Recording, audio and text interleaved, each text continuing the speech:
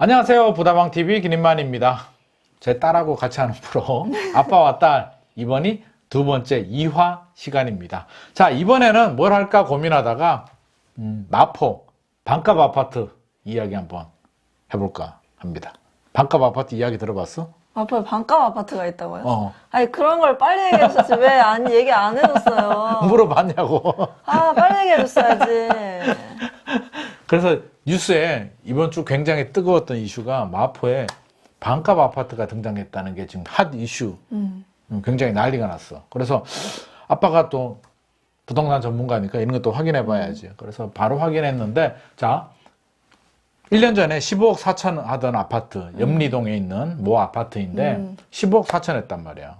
당연히 그 정도 했겠지. 전용 면적 34평 아파트니까 15억 하는 게 8억 원에 지금 실거래 신고가 됐으니까 일단 신고가 됐으니까 계약은 된 거야. 그치? 계약은 됐어. 8억. 그러면 진짜 반토막이 났는데 일반적으로 이제 이럴 때는 우리가 뭘 의심하냐면 특수관계가 아닐까. 그치? 특수관계가 뭐냐면 이제 아빠하고 딸, 민지처럼 이런 부모 자식 간의 관계나 형제끼리나 아니면 배우자, 그러니까 엄마의 형제, 그러니까 뭐 아빠 같으면은 처제, 민지한테 이모끼리 우리끼리 이렇게 짜고 15억짜리 아파트인데 10억 원에 낮춰서 이렇게 막 계약을 하는 거지. 세금 아끼려고. 그러면은 우리는 개꿀이잖아. 그치. 세금 아끼니까. 파는 사람은 예를 들어서 아빠가 처제한테 판다면, 이모한테 판다면 아빠는 양도세. 팔 때는 양도세라는 걸 내거든. 남는 돈에 대해서 세금을 내야 되는데 금액이 줄어드니까 세금을 적게 내겠지.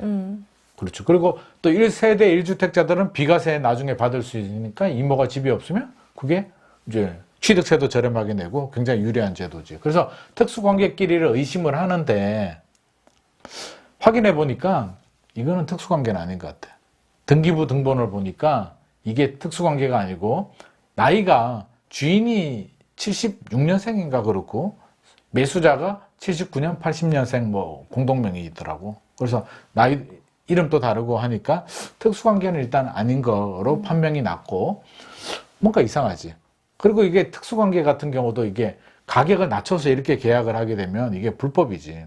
이게 국세청에 걸리는 게 30%, 시가 대비 30%나 3억 이하로 많이 차이 나게 뭐 15억 원인데 14억 5천에 신고하는 건 안 걸리겠지. 우리가 그 정도 저렴하게 계약을 할 수 있는데 터무니없이 이렇게 하면 이제 국세청에서 적발되기 때문에 주의는 필요한데 이거는 그 계약은 아닌 거로 판명. 반값이 아니라는 거예요? 이제 의심이 가는 거지. 그래서 지금 나오는 이야기는 세입자다. 세입자가 집주인 집을 샀다.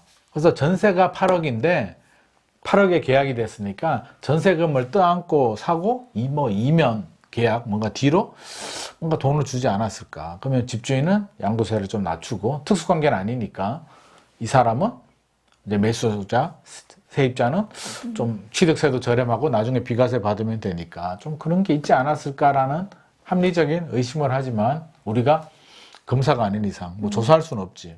그렇죠. 그래서 혹시라도 이게 문제가 되면 이게 다운 계약으로 이제 문제 될 수는 있는데 일단은 그런 거로 합리적인 좀 의심은 가지만 결론적으로는 반값은 아닌 것 같아.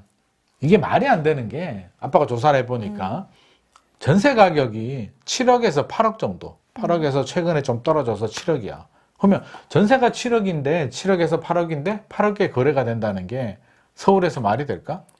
그건 진짜 말이 안 되는 거. 그렇지. 그러면 진짜로 그렇다면 7억인데 8억이면 1억이잖아. 갭. 마포에 34평 아파트를 갭 1억으로 산다면 우리가 당장 사러 가야 되지 않냐고. 당연하지. 그렇지. 내가 그러니까, 사야지. 그러니까 이거는 현실적으로 말이 안 되고 아빠가 현장의 부동산에 이제 한번 확인을 해보니까 있을 수 없는 일이고 이거 말도 안 되고 뭐가 있는 것 같고 그러면 얼마 정도 떨어졌느냐라고 물어보니까 마포에 마레프라는 아파트가 있거든. 마포 레미안 푸르지오. 알지. 그 랜드마크 아파트인데 굉장히 큰 아파트인데 그 아파트가 1년 전과 비교했을 때 10%에서 15% 정도 지금 가격이 좀 떨어진 것 같아. 그래서 많이 떨어져야 이제 15% 정도, 10%에서 15% 떨어졌는데 이게 갑자기 50% 떨어진다는 거는 현실적으로 좀 말이 안 된다. 그래서 혹시 이 뉴스를 보고 반값 아파트 사겠다고 현장으로 달려가면 허탕칠 가능성이 굉장히 높다. 하지만 이게 시사하는 바가 있지. 뭔데요? 이게 이슈가 됐다는 얘기는 뭔가 최근에 부동산 시장이 굉장히 분위기가 안 좋아지니까 집값이 떨어지는 분위기잖아. 막 떨어지다 그치, 보니까 이제 이런 것도 굉장히 이슈가 되고 진짜 마포가 반토막이 난 거야. 작년 같으면 말도 안 되는 이야기라고 그냥 웃고 넘기겠지만 지금은 집값이 막 떨어지니까 진짜야? 설마? 희망. 무주택자들한테는 희망, 집 있는 사람들한테는 당황, 뭐 그런 게 복합적으로 엮여지면서 지금 이게 굉장히 큰 뉴스가 된 거지. 그래서 알고 보니까 아직은 아니다. 하지만 주택 가격이 서서히 더 침체가 되면 이게 8억 원이 2018년 가격이거든. 2018년 8억에서 2021년 3년 동안 2배가 올랐으니까. 그러니까 이게 서서히 조정이 되면 뭐 이렇게 이 가격으로 갈 수도 있고 안 갈 수도 있는데 앞으로 이제 금리 인상이라든지 부동산 시장 상황이 어떻게 되는지는 지켜봐야 되겠고 지금 당장은 일단 8억은 정상 시세는 아니다. 그게 오늘의 결론입니다. 아쉽네. 내가 살려고 했는데. 그렇지. 이제 있었으면 아빠가 먼저 샀지. 그러니까